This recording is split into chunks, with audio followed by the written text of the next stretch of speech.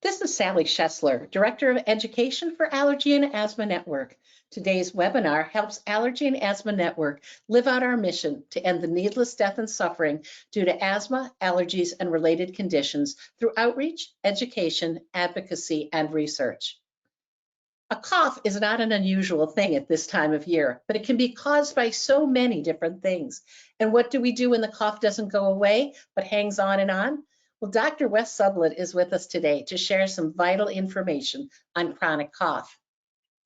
J. Wesley Sublett, MD, MPH, is a partner and medical director of clinical research at Family Allergy and Asthma, based in Louisville, Kentucky, with multiple offices throughout Kentucky, Arkansas, Indiana, Ohio, and Tennessee. He's a graduate of St. Louis University and the University of Louisville School of Medicine. Board certified in both pediatrics and allergy and immunology, Dr. Sublett completed his internship and residency in pediatrics at the University of Louisville Kosar Children's Hospital. He completed his fellowship in allergy, asthma, and immunology at the University of Cincinnati.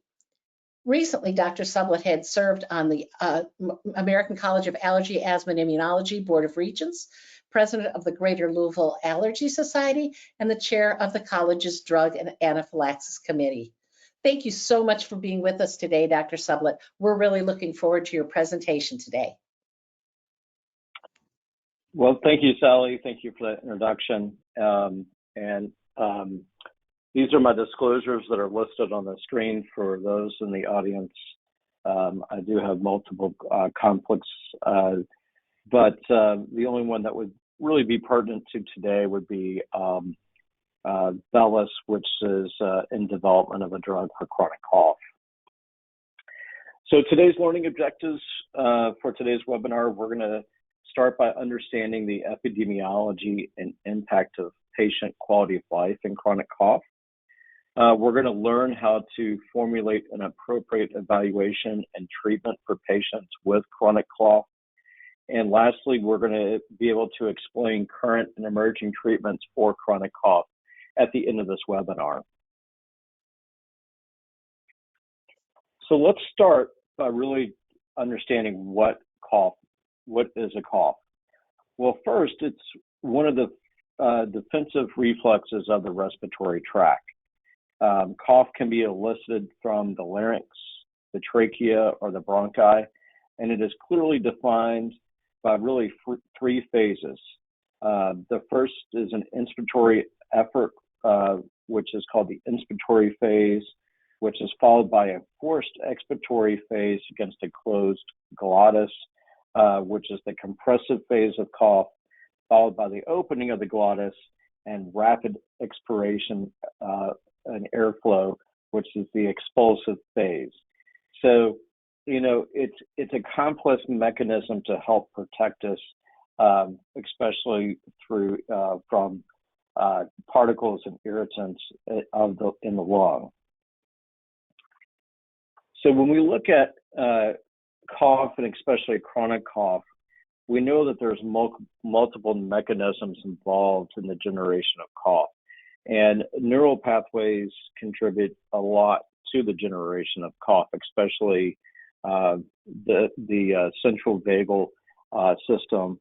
Vagal sensory neurons are involved in cough, and they innervate the larynx, the trachea, and the main bronchi, and possibly even the lung parenchyma.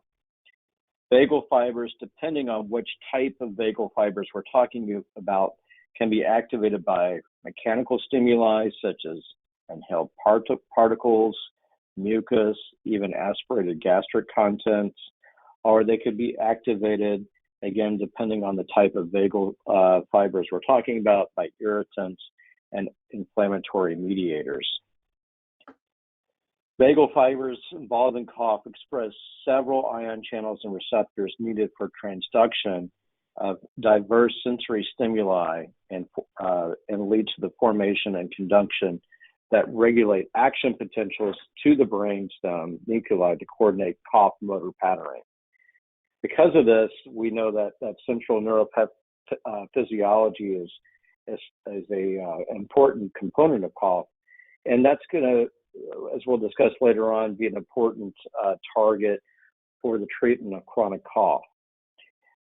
In the brain, there's actually some distinct networks that are involved with the regulation of cough that encode the urge to cough and for the cognitive and the affective processing that are involved with cough as well. So lots of nerve pathways that are involved with cough and potential lead to chronic cough. It's more than just the central pathways. We know that there's immune modulation of neurons that are involved, especially in chronic cough. So when we look at cough, a wide variety of receptors and immune mediators are expressed on the vagal sensory neuron terminals, which when activated depolarize the nerve terminal, producing a potential that is sent to the brain. Some generated potentials will reach the threshold needed to directly fire and go on to the brain, but some will leave the nerve terminal and lead to being more responsive secondary to innocuous stimuli, which is really important, especially in chronic cough and the idea of cough hypersensitivity. Not all cough evoking sensory neurons express the same gamut or the same number of immune receptors on their surface. And there's currently research to define, which receptors are most important into the increase in signaling among the vagal nerve, as well as which neuroimmunology pathways are important, especially in chronic cough.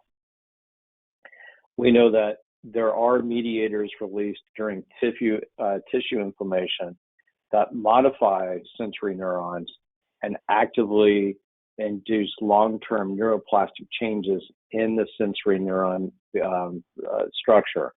And this leads to an amplification of neuropathways that are probably very important in chronic cough. This is typified by a family of neurotrophic factors, notably nerve growth factor and neurotrophic factor, that are produced by many inflammatory cells that lead to vagal nerve upregulation on its surface. When these neurotrophic factors are upregulated, it leads to transcriptional upregulation of certain proteins, some of which are novel that maybe not normally expressed, which leads to the promotion of neuronal sprouting, leading to an increase in the density of nerve processes in the innervated target tissues. And so this neuroplasticity, or this upregulation of neurofactors, has been likened to the same type of events that we see in the development of chronic pain. So, cough is more than just the lung. We now know that it has to do with a lot of immune regulation on the actual vagal and sensory nerves that innervate the trachea, the lung, parenchyma, and the larynx. So the idea of central sensitization in chronic cough is where not only do the peripheral vagal nerves get upregulated by the immune modulated agents that are released during inflammation, but we also know that there may be some inflammation, some upregulation within the central nervous system itself. And the central sensitization is a central nervous system process that amplifies these peripheral sensory inputs that are coming in from the vagal system. During lung inflammation, the heightened sensory nerve activity are transmitted to the brainstem and drive higher than normal synaptic activity.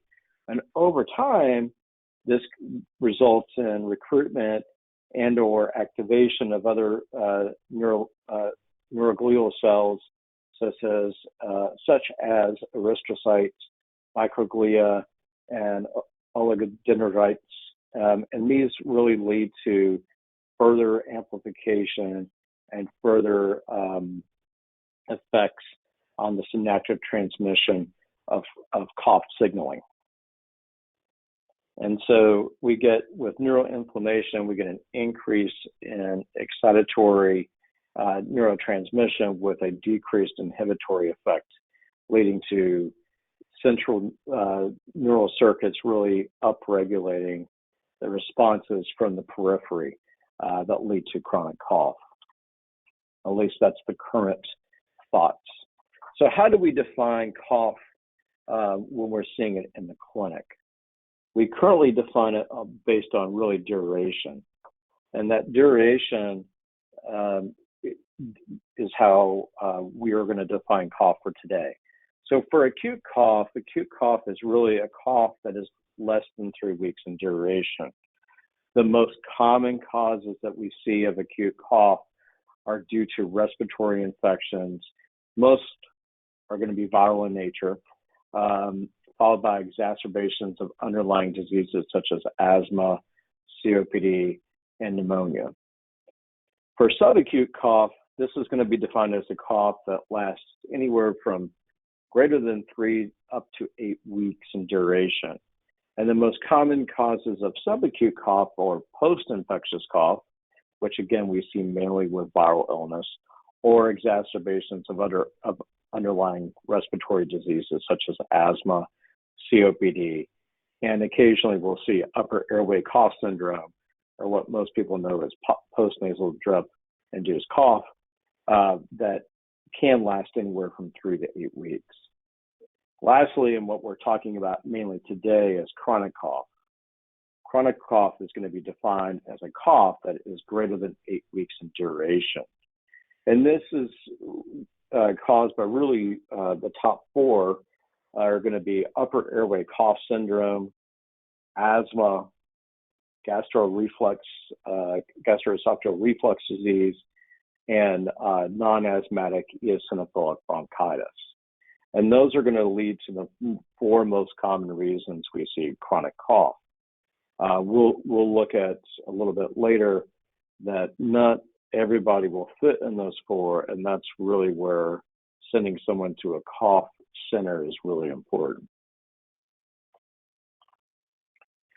So globally, when we look at chronic cough, again, cough that's been defined by a duration of 8 weeks or greater, we see that the overall prevalence of chronic cough worldwide is about 9.6%. If you look at the map that's shown on the screen and the statistics that are on the left-hand side of the screen, you'll notice that chronic cough is significantly seen with far more prevalence in Oceania, which would be mainly Australia, Europe, and America compared to Asia and Africa, which have chronic cough is less prevalent in Asia and Africa. When you look here in the U.S., shown on the screen is a study that looked at trying to gain the prevalence of chronic cough here in the U.S. It was based on the 2018 National Health and Wellness Survey, and out of approximately 75,000 respondents, it was shown that the prevalence of chronic cough was around 5%. If you look at how it was distributed in our population here in the U.S., chronic cough we're seeing in older individuals, and were predominantly female compared to those that did not have chronic cough.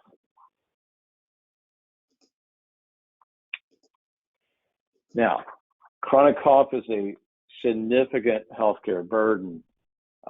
It is one of the major reasons that patients seek ambulatory care here in the U.S. So cough is one of the most frequent reasons that over the National Health Statistic reports that we see, it's usually in the top 5. Here on the screen, is a report looking at the national healthcare statistics, looking at ambulatory visits in 2007, even though it was reported out in 2010, and approximately 2.8% of people reported cough as a reason they were seeking care or seeking an office visit. Now, if you look at 2018, it was very similar. That's the most recent data we have for ambulatory care, and it was about 2.1% of visits. So it's a consistent top reason patients seek healthcare provider office visits, and probably will continue, especially as we get into the post-COVID years.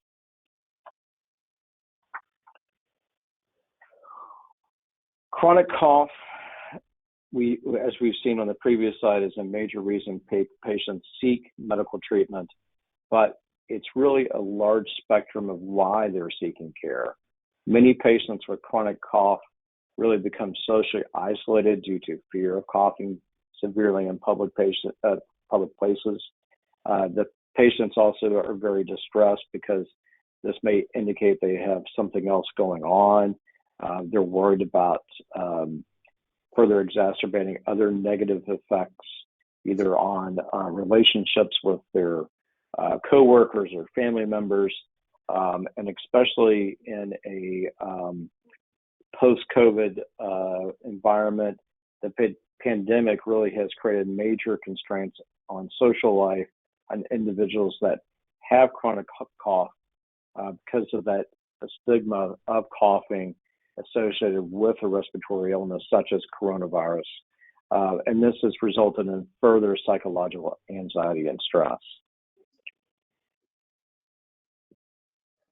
If you look at if you look at how our patients are impacted and how they're impacted specifically in quality of life, on the screen is a scoring system called the Sickness Impact Profile. And as a reference point, individuals that have no health-related dysfunction should score close to 0. So these are patients that have chronic cough. And if you look across that graph, they have meaningful adverse psychological and physical effects on their quality of life due to chronic cough.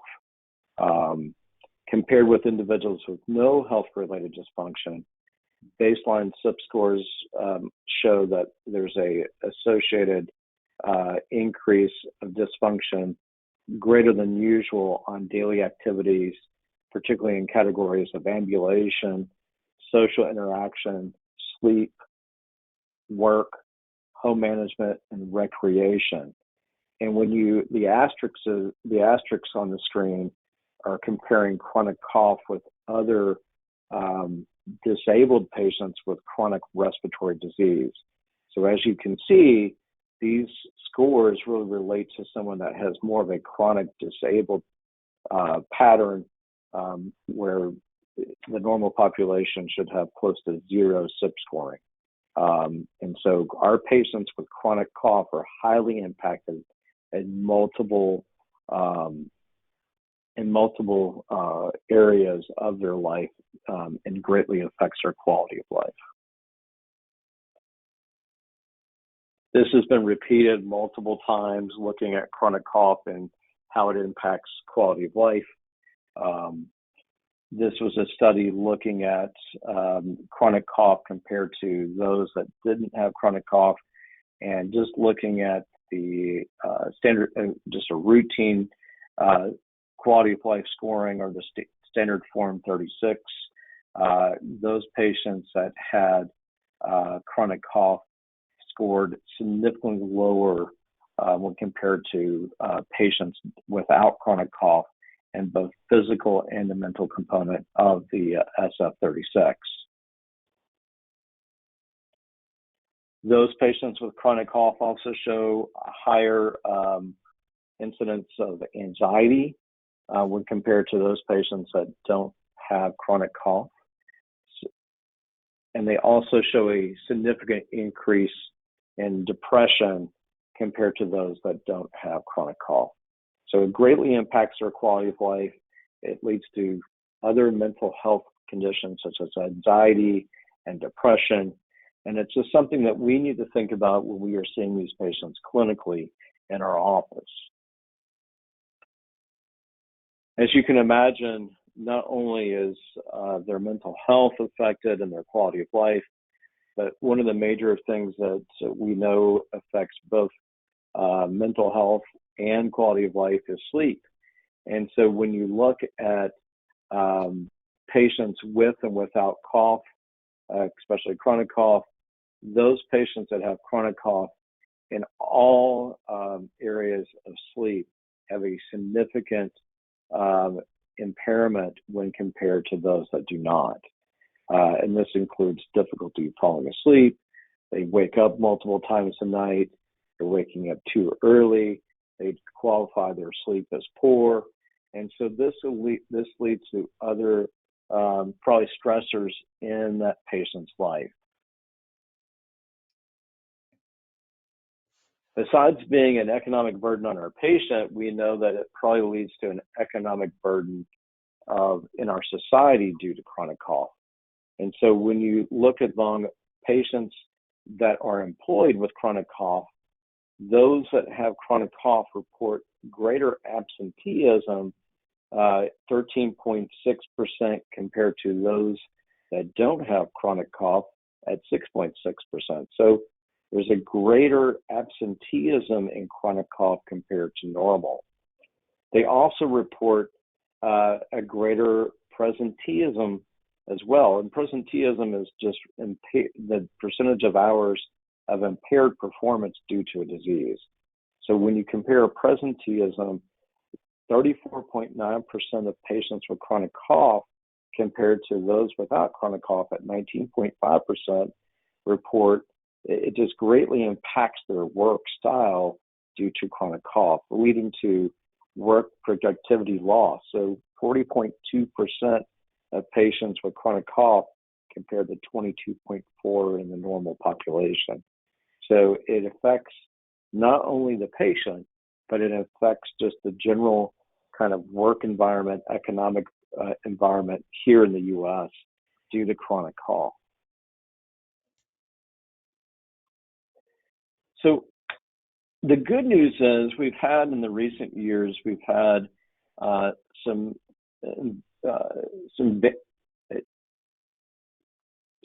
advances in chronic cough. The guideline that I like to point to is a guideline that was published by CHEST. It's the CHEST guideline and expert panel report for chronic cough. And on the screen is a algorithm that is published in that report for chronic cough and for the management of patients greater than 15 for chronic cough. I would recommend anybody that is seeing patients with chronic cough look at this expert panel report and really get to know it, because it really is a very good way to work up a patient with chronic cough. And we're going to go through a little bit of that in just a minute. So how should we start all evaluations of cough? Well, number one is we've got to take a detailed history. We need to know how long they've had a cough. I like to qualify their cough. Is it productive? Is it dry? Is it a mixture? What are the triggers that cause their cough? Environmental exposures and occupational exposures are some of the biggest clues we can have in the treatment of cough. In dealing with chronic cough, we really need to know what previous evaluations have been done. We need to know what testing has been done, who they have seen. I always like to try to get those reports, because while patients report evaluations, sometimes there is a half evaluation. And so we really, especially in the realm of chronic cough, we really need to know what has been done and potentially repeat some of these tests before going on to treatment of chronic cough that is not responsive to traditional therapies. Previous treatments and treatment duration is especially important. We know that while GERD is a significant cause of chronic cough, many times it is either undertreated with the inappropriate amount of PPI or for not a long enough duration. It's also important to know their current medications. We know that ACE inhibitors have been associated with chronic dry cough. And so always want to know what medications are they currently taking when assessing chronic cough.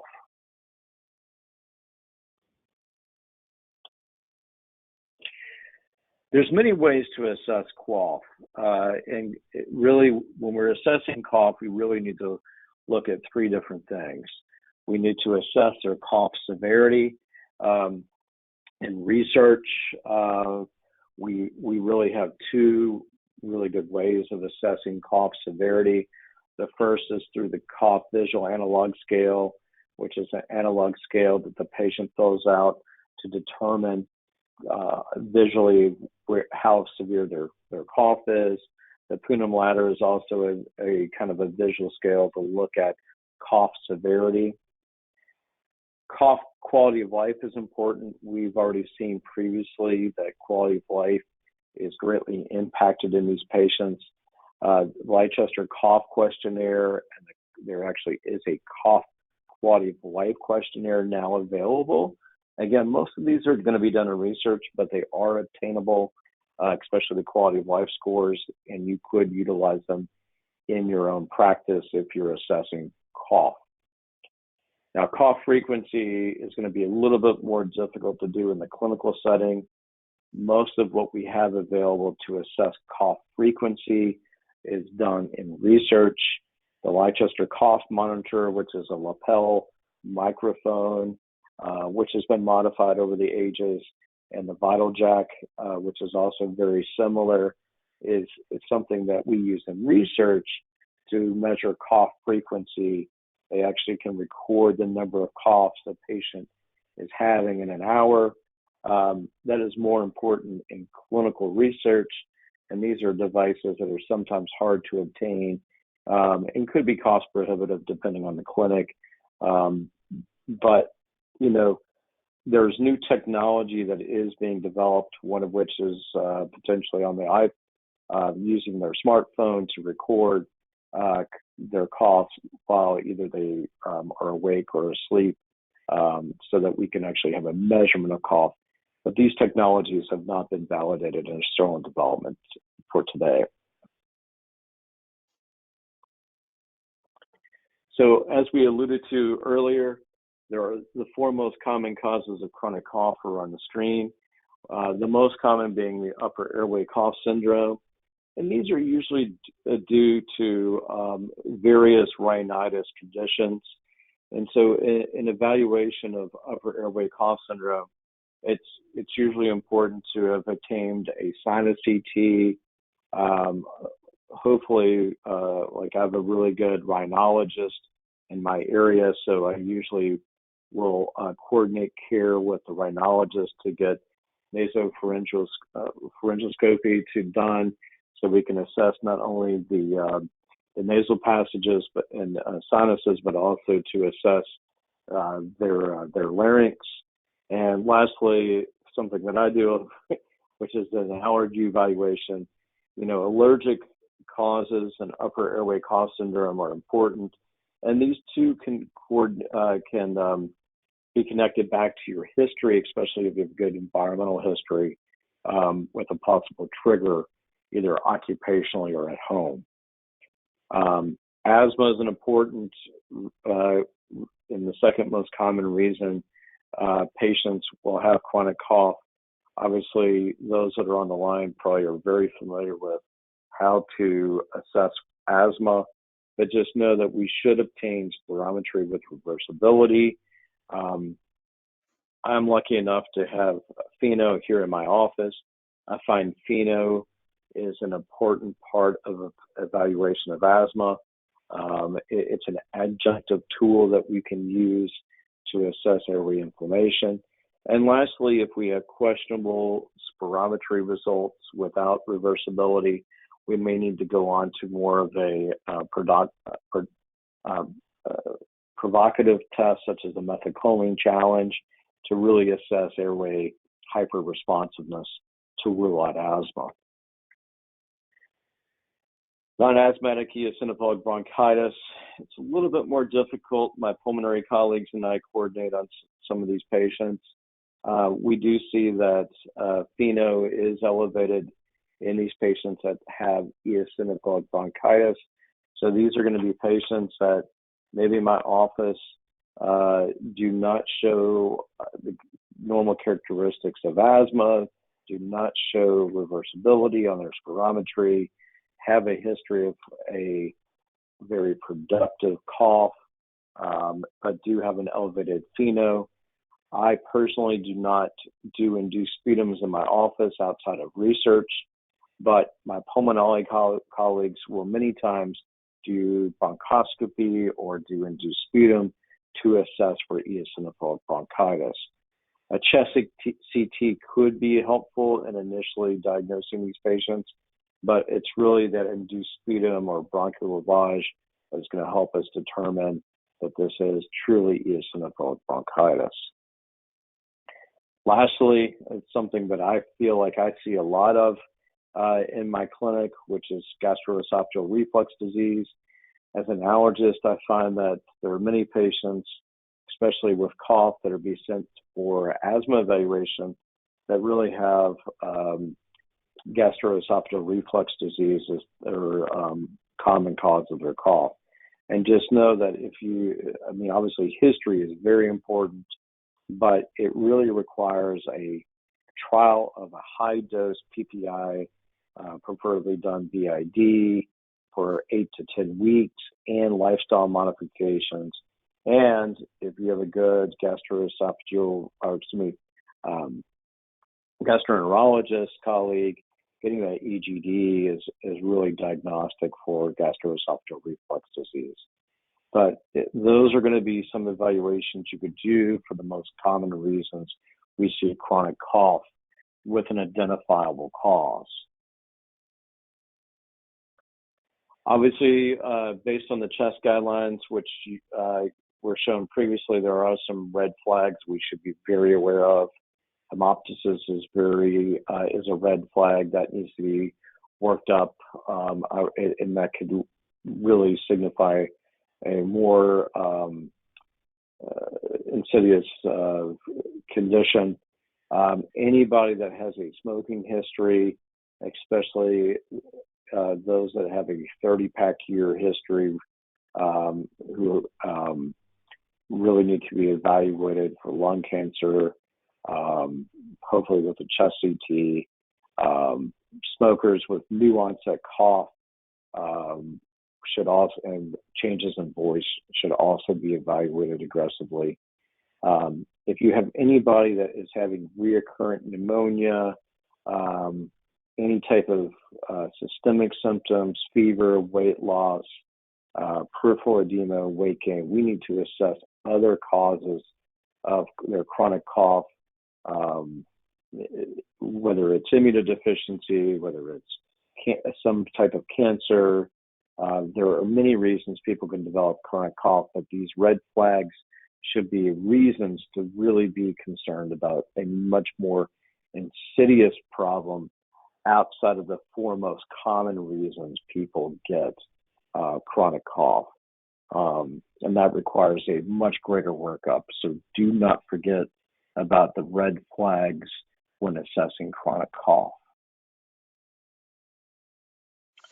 So we know that chronic cough is going to be 8 weeks in duration or greater, but it can really be defined as one of two things. If you're able to have an associated or underlying medical condition that can be identified and treated per guidelines, but the cough persists, we can really define that as refractory chronic cough. So if you've identified a reason, but they don't respond to that traditional medical therapy, then we can define it as refractory chronic cough. However, there are times where we have gone through all the algorithms, all the assessments we can think of, and we still cannot really adequately define a medical condition that's causing their cough. And in that case, we call that unexplained chronic cough.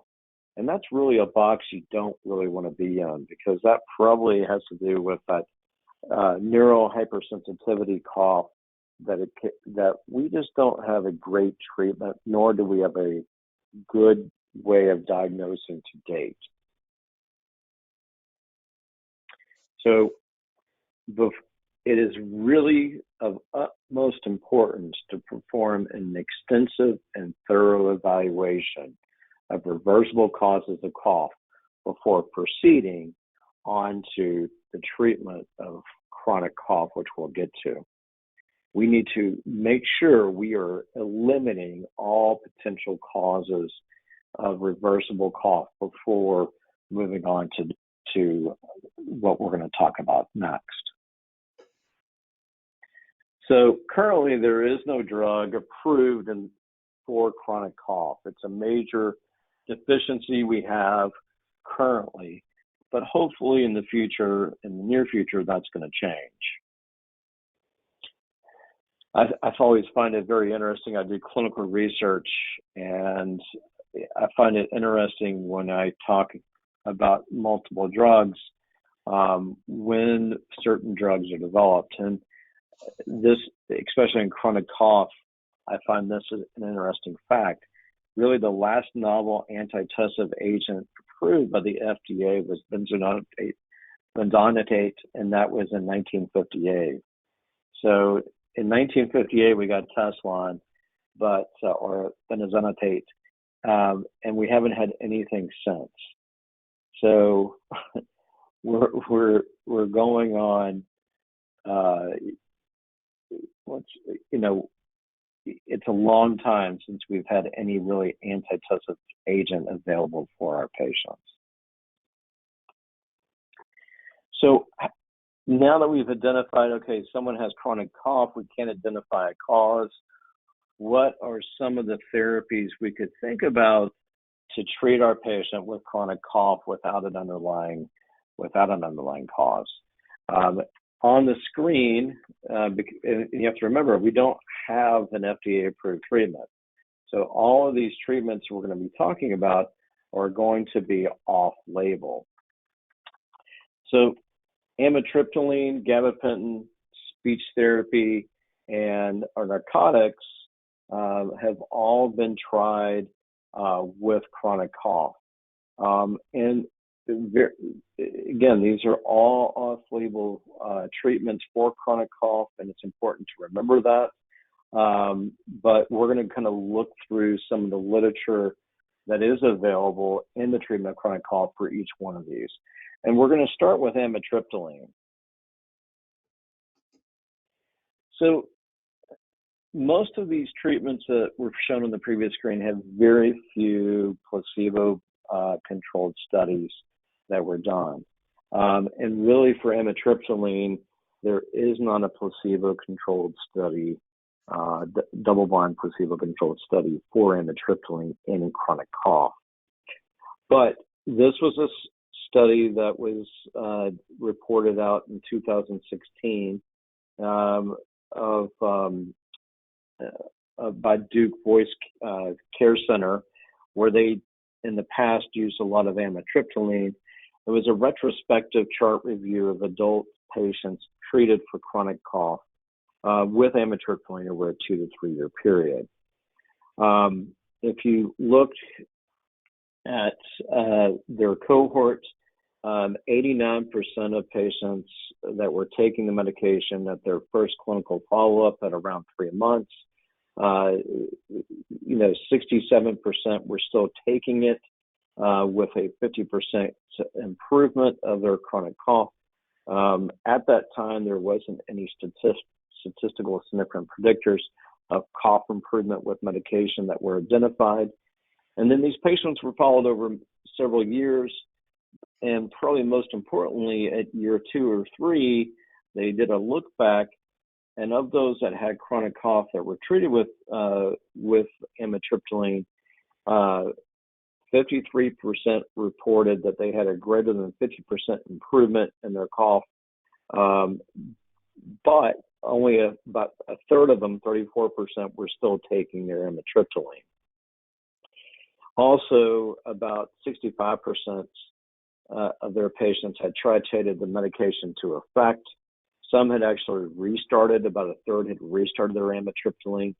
So it looks like amitriptyline may play a role in chronic cough based on this data, but it is still something that we need to investigate further.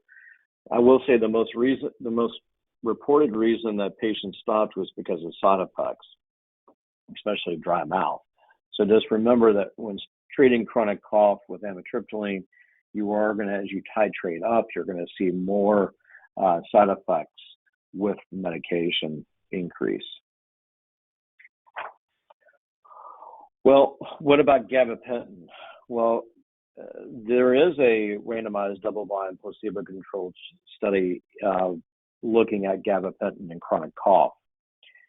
This was done in Australia. This was a randomized double-blind placebo-controlled trial that was done in adults with refractory cough without any identifiable respiratory disease or infection that were either randomly assigned to receive gabapentin or placebo over a 10-week period. These patients were initially prescribed gabapentin and actually went through a 6-day dose escalation to achieve 1,800 milligrams of gabapentin, which they continued for a 10-week period of time, or they were on placebo. And if you look on the screen, we're really looking at several components, but the most important is in the very middle, which is that visit 3. So visit 3 is when they had been on that maximal dose of gabapentin for a period of about, at that point, they had been on it for about 6 weeks. And so that was when they were kind of going to see their maximal efficacy. And so at that time, they were looking at several different components. So at that time point, gabapentin led to a greater improvement in LCQ, which is that Lancaster quality of life score for cough compared to placebo. There was a significant difference there. There was a significant difference in cough severity that was assessed by visual analog scaling when compared to placebo. And there was a significant reduction in cough frequency compared to placebo at that visit 3, which is again about 10 weeks into treatment. Interestingly, there was no difference between gabapentin or placebo when they looked at cough reflex sensitivity that was quantified using capsaicin. So that bottom right or CRS scoring, there was no significant difference when they were inducing cough with capsaicin compared to placebo. So while it looks like quality of life and cough frequency is affected, it did not affect inducing the cough through an irritant such as capsaicin.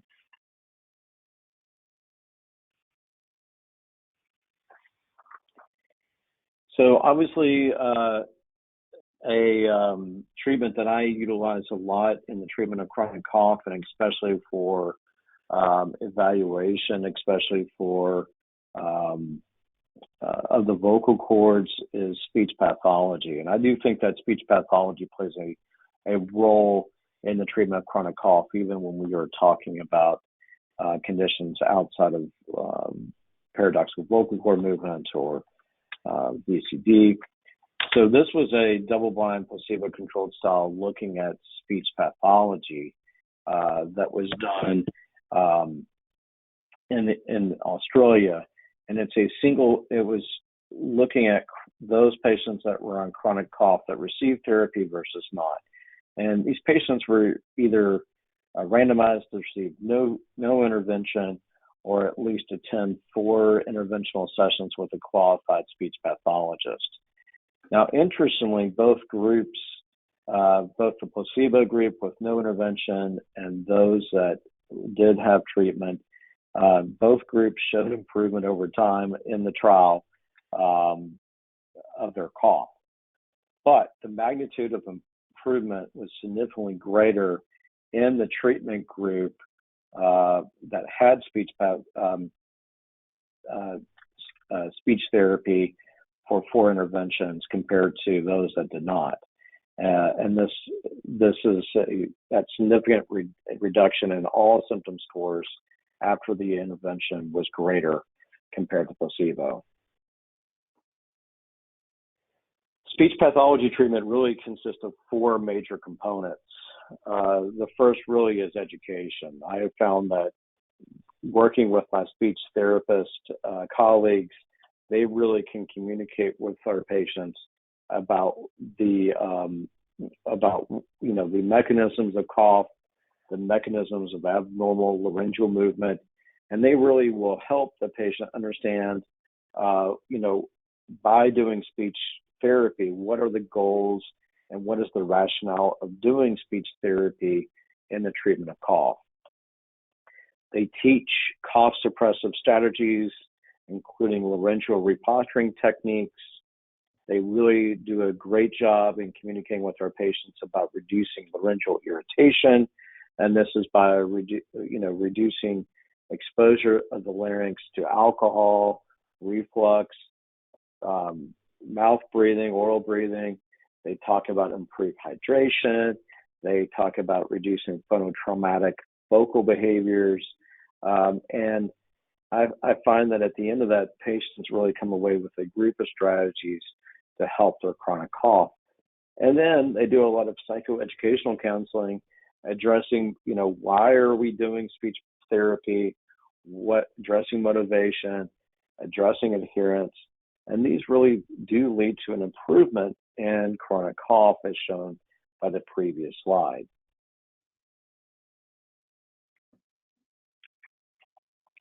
So lastly, and this is probably a treatment that I do not utilize as often, but there have been reports of using opiates in chronic cough. And this was a study that was done in the UK.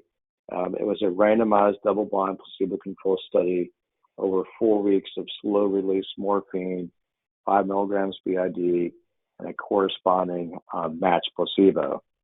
And their cough was assessed using the Leicester Cough Questionnaire, along with daily symptom diary. And as we saw, there are cough challenges such as capsaicin. In this particular study, they actually used citric acid as a cough challenge, as an irritant.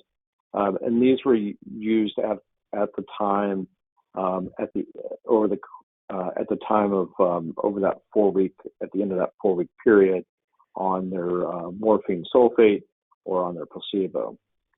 It's a pretty small study. It was 27 patients that completed the study, but they did see a significant reduction compared to baseline of their Leicester Cough Questionnaire compared to placebo for patients that were enrolled in the morphine 5 milligram BID group.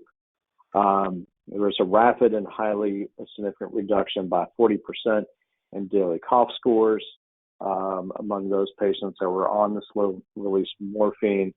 However, when they did objective testing, again using irritants, in this case citric acid, there was no significant change in citric acid concentration that compared to placebo that induced cough.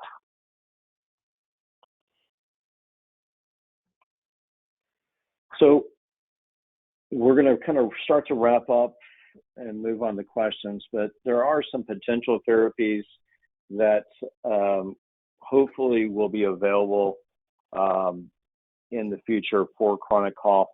Again, currently there are no FDA-approved therapies on the market for chronic cough.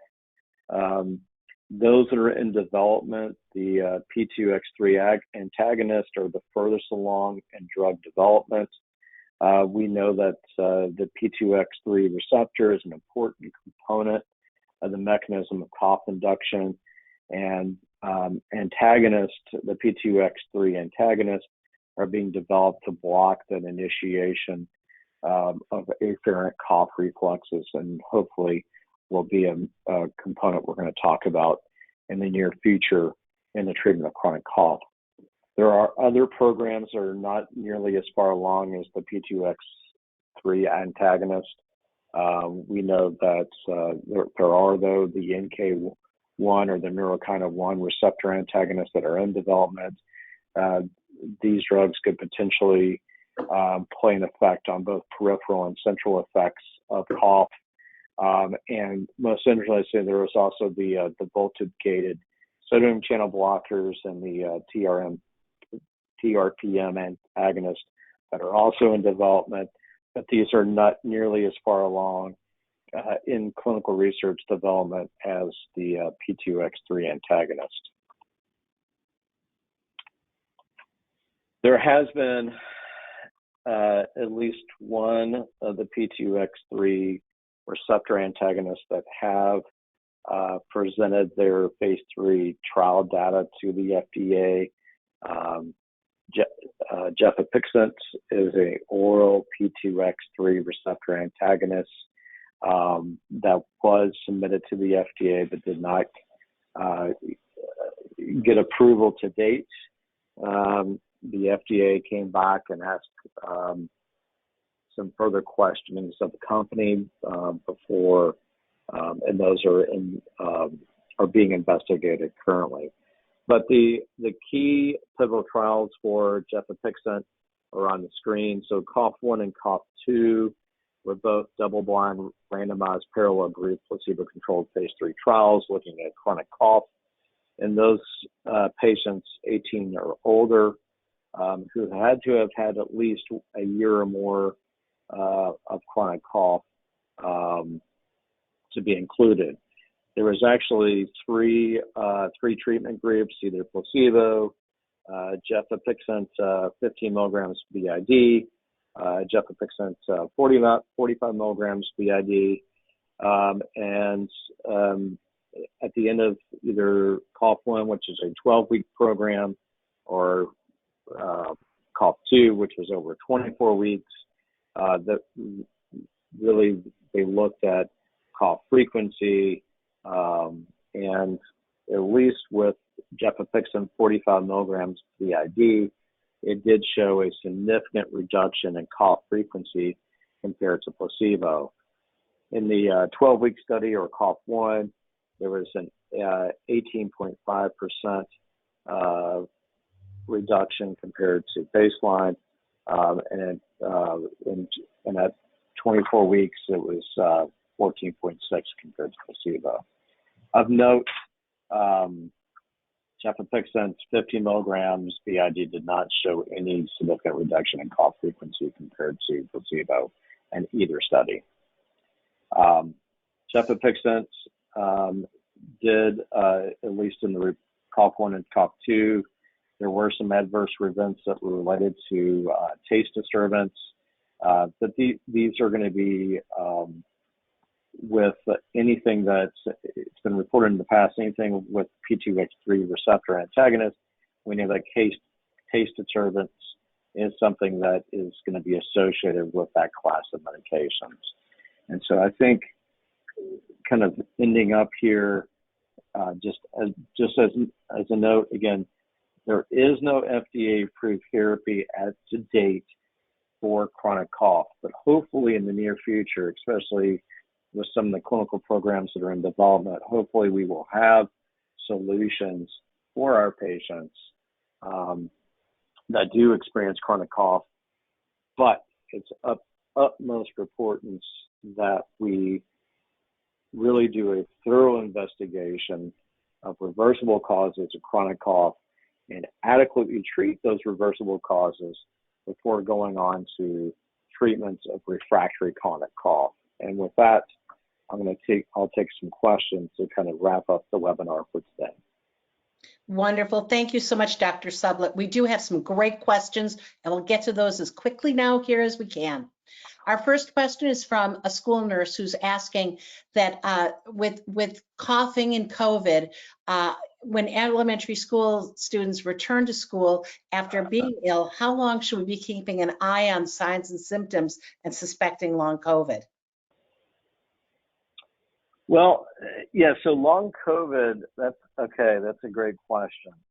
So, long COVID and cough,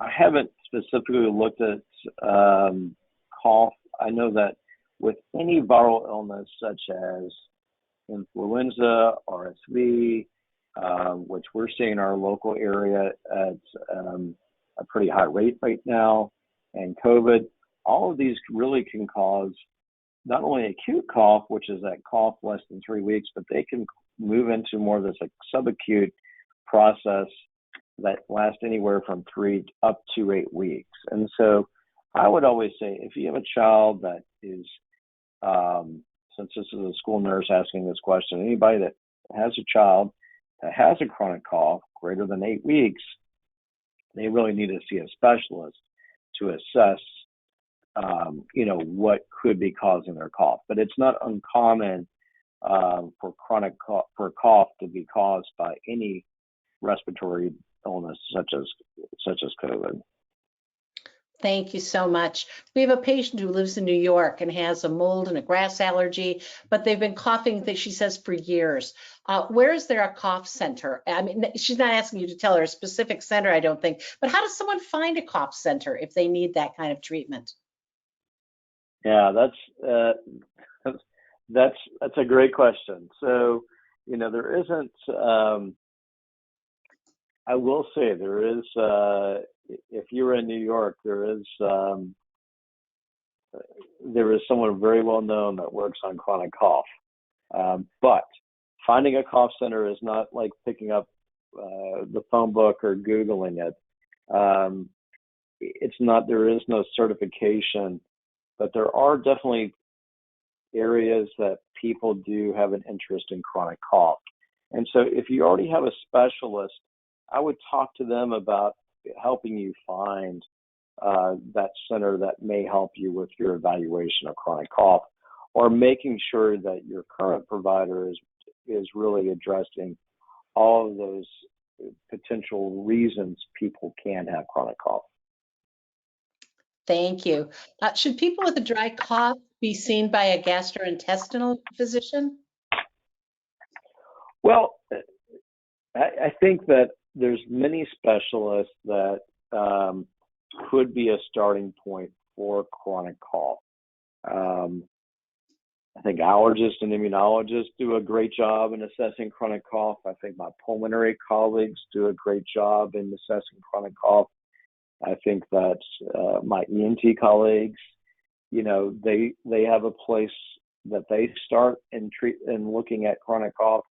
And so hopefully we are in an environment that we can have this team approach where, whether it's an allergist, a pulmonologist, an ENT, or a gastroenterologist, or potentially even a speech therapist, that we really coordinate care to make sure we're addressing every potential reason for reversible causes of chronic cough. Okay, thank you for that. Our next question, we got a couple more. Our next question is, how does vocal cord dysfunction rank in cases of cough? Yeah, great question. It's actually not in the top 4, which is surprising, I know, to most people that are on the line. But it's definitely part of my evaluation, but it doesn't rank in the top 4 for reasons of chronic cough. Now,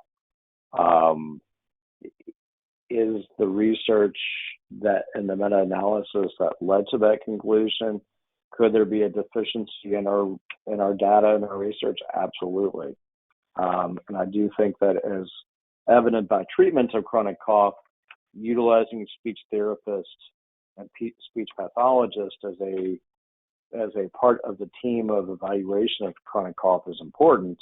It's just interesting that VCD or paradoxical vocal cord movement is not in the current top 4 for the treatment or for chronic cough. Okay, thank you. The next question is, with little in the way of treatment, shouldn't shared decision-making be a central part of this evaluation and treatment? Well, other than saying absolutely or yes, I mean, I think any treatments we do with our patients there should be a component of shared decision-making. I think what is important with shared decision-making, at least in the sense of chronic cough, I think many patients that I see personally, and this is based on my own biases and my own personal experience, many of these patients have seen multiple providers and have tried multiple treatments, maybe not at adequate or adequate dosing or adequate duration. And so while I absolutely agree with shared decision making, I think when it comes to especially refractory cough, we need to really look at this as an algorithm where we're making sure that we are going through a stepwise process and addressing not only what the patient is concerned about, which is their cough, but making sure we're adequately addressing that algorithm as well to make sure we're not missing, moving on to, again, that kind of late treatment, which are going to be those unapproved treatments, not FDA approved treatments of chronic cough. And so, make a long story short, I utilize shared decision making all the time, but for instance, many of my patients I've seen may have been treated for GERD, but may have not been treated A, long enough duration, or B, at a high enough dose that is reported in the chronic cough literature as being adequate.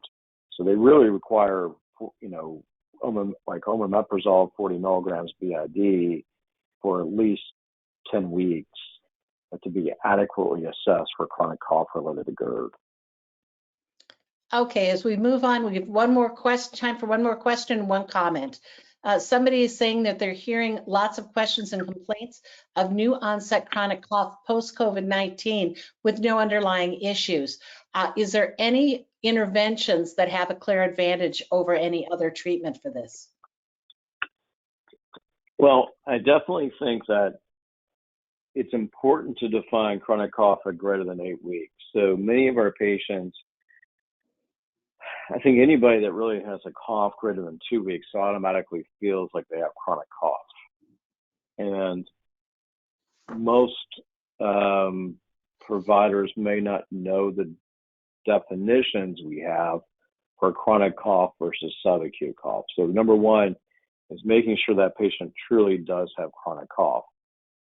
There may be some, again, because of the influence of the immune system on neural pathways, there may be a subset of patients with any viral illness, especially COVID-19, that have this upregulation that we just don't know the mechanism of. And so I would always encourage patients that have chronic cough, whether it's due to COVID or any other viral illness, be assessed by a specialist to rule out other causes, and then move on to, once those have been ruled out, going on to, again, the treatments of chronic refractory cough. Thank you so much for that, Dr. Sublett. We're just going to end with a comment. Someone said, I'm receiving speech therapy for my cough and it's helping a great deal. I'm still working to improve my raspy voice, but I'm grateful for this treatment. And that leads into what you were saying earlier. So Dr. Sublett, thank you so much for joining us today. We totally appreciate all that you had to share. If you could just advance the slide for us, please. At this time, please download the certificate of attendance from your control panel. If you have any difficulties, please email us using the link in your emails. Please join us for our next Advances in Allergy and Asthma webinar as we look at how we can make anaphylaxis less scary for patients. This webinar will be on December 7th at 4:00 p.m. Eastern. You can register for this webinar on our website at allergyasthmanetwork.org. Scroll to the bottom of our homepage to webinars. You can also view our recorded webinars on this page on our website. Last slide here, please visit our website for important guidelines-based resources on allergy and asthma.